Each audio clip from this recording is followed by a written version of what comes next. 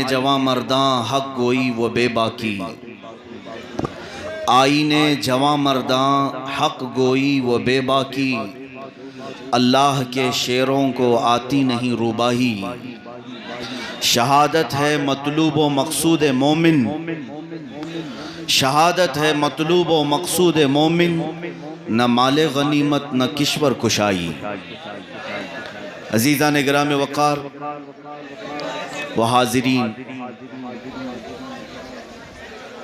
आप तमामी हजरात की इन दिक्कतों को मैं समझ पा रहा हूँ।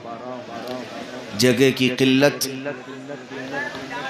और फ़िदायाने मुस्तफ़ा सल्लल्लाहु अलैहि वसल्लम की कसरत। आज इस तरह के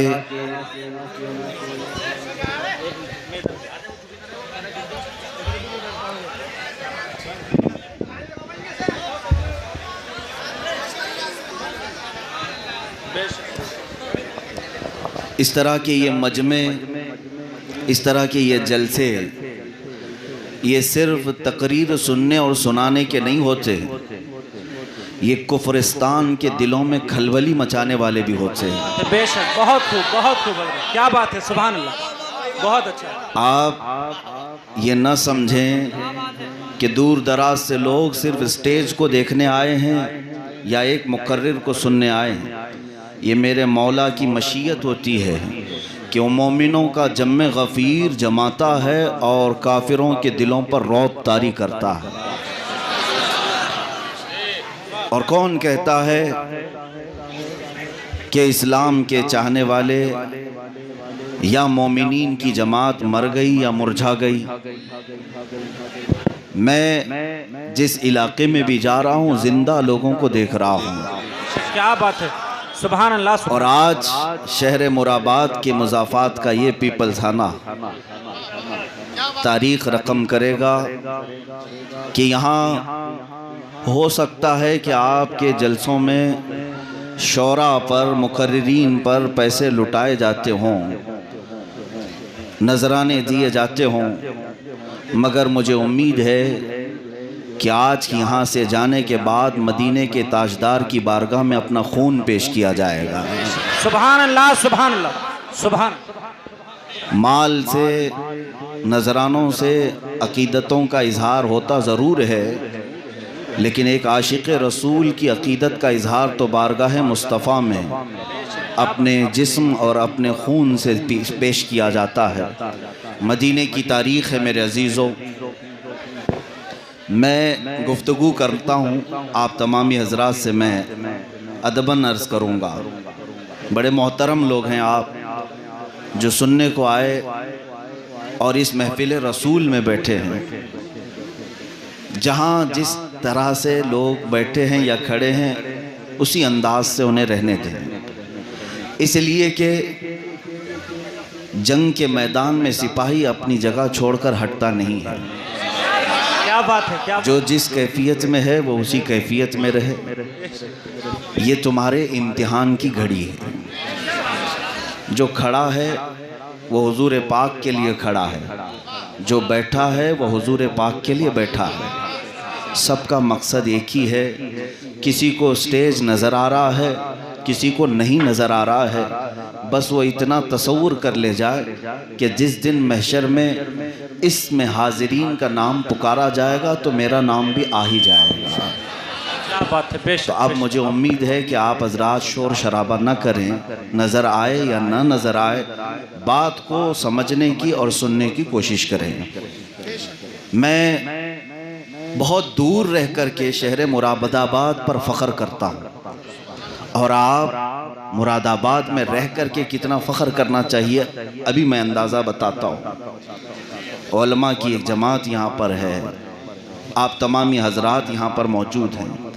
मुझे सुनने वाले लोग भी होंगे मेरी तकरीरों को, या फिर मेरे अंदर अगर कोई हल्का सा जोश और जज्बा है तो मैं आपको खुल करके इजहार करके बताऊँ। जो कुछ भी ज़ुबान में आज ताकत है, या जब कभी हमारे जज्बे ठंडे पड़ते हैं तो हमारी आइडियल शख्सियतों में एक मर्द कलंदर है, एक मर्द मुजाहिद है, जब जब मैं उसे पढ़ता हूँ तो मेरा जज्बा जवान होता है। वो मर्द कलंदर, वो मर्द मुजाहिद कोई और नहीं, शहर मुरादाबाद का किफ़ायत अली काफ़ी है। क्या बात है, सुभान अल्लाह सुभान अल्लाह सुभान अल्लाह सुभान। आपके लिए ये फ़ख्र के 1000 दर्जे हैं।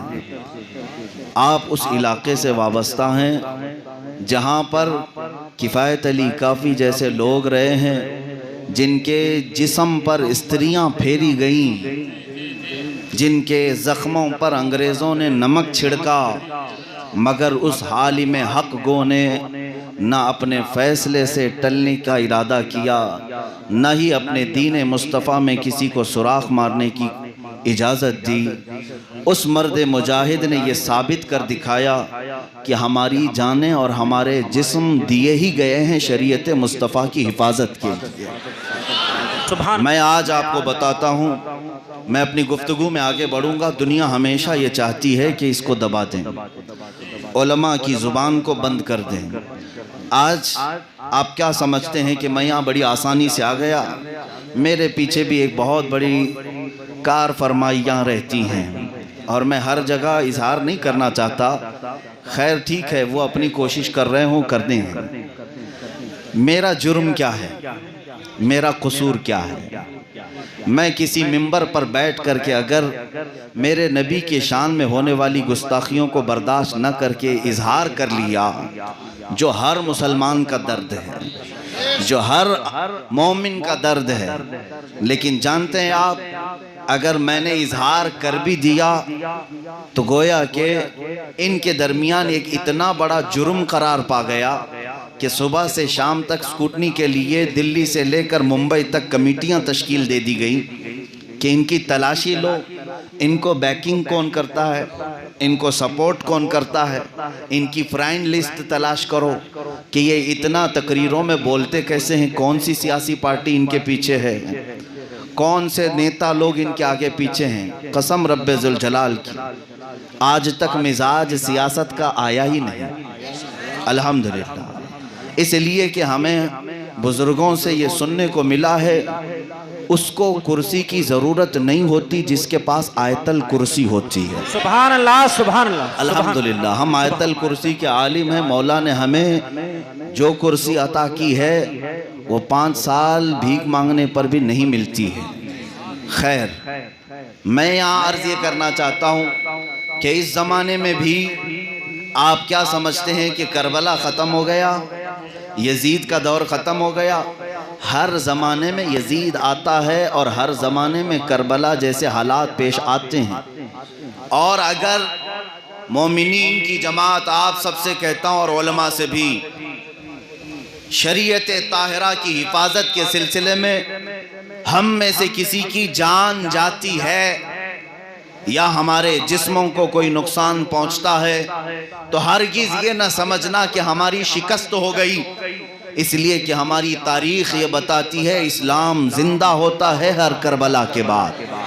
क्या बात है, क्या बात है। इस्लाम जिंदा होता है हर करबला के बाद। हमारी कुर्बानियाँ होंगी और इस्लाम जिंदा होता रहेगा।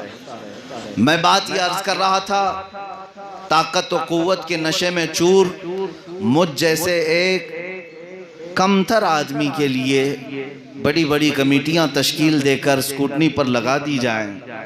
इनकी तहकीक करो, बैकिंग कौन करता है, सपोर्ट कौन करता है।